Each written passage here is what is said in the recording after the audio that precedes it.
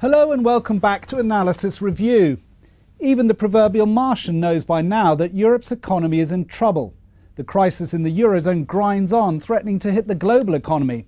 Yet in the midst of all this gloom, there is, it seems, one beacon: Germany.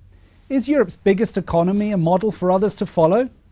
With me to discuss this are from Frankfurt, Ralph Atkins, our bureau chief there, and with me in London, Michael Steen, our recently appointed European economics correspondent. Welcome.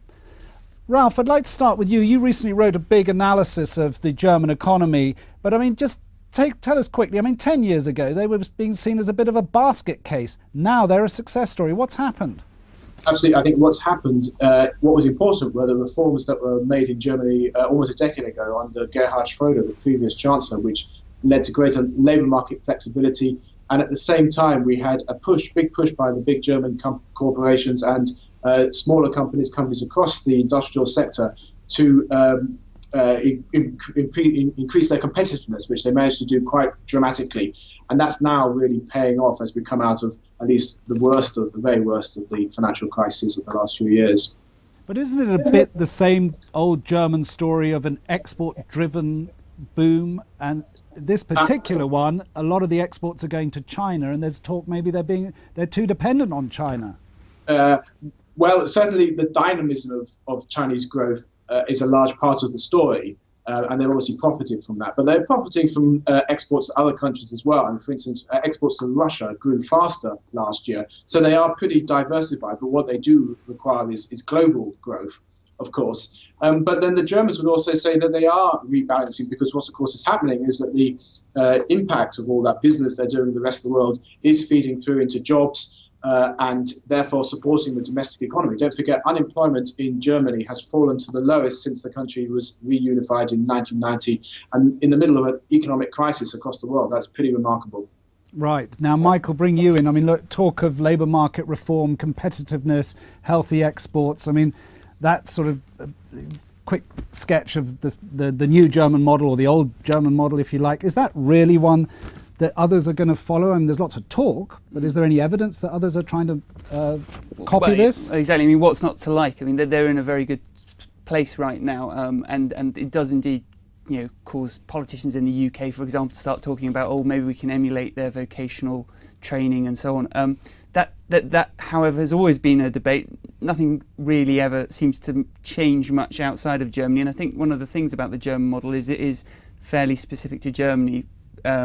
Not least, you've got the whole the Mittelstand, the small manufacturing companies in particular, and also the way the economy is built up. It's about 20% of German GDP is manufacturing, compared to about 12 in the UK. So you certainly can just transplant the model. Ralph, what do you? How does it look from where you're sitting?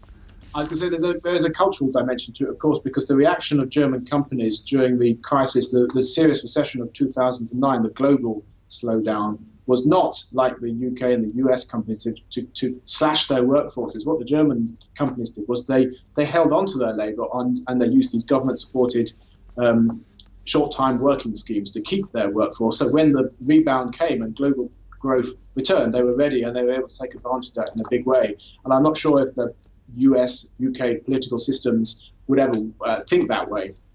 Also, we shouldn't forget here that in Germany you talk of particular cultural dimensions. Well, one of them is that they themselves don't feel that everything is always that rosy. They say they've got problems, aging population, structural reforms that still need to take place.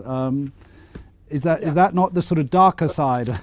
The shorter term, I think that the Germans now think that they can handle crisis. They've learned from the experience of the last few years, and they think that if there is for instance, a sharp slowdown in China, they're ready. They can survive. They survived 2009. They can survive anything. But you're right. The longer term, there are serious issues that the German population, the German economy faces. One of which, of course, is maybe the major one is the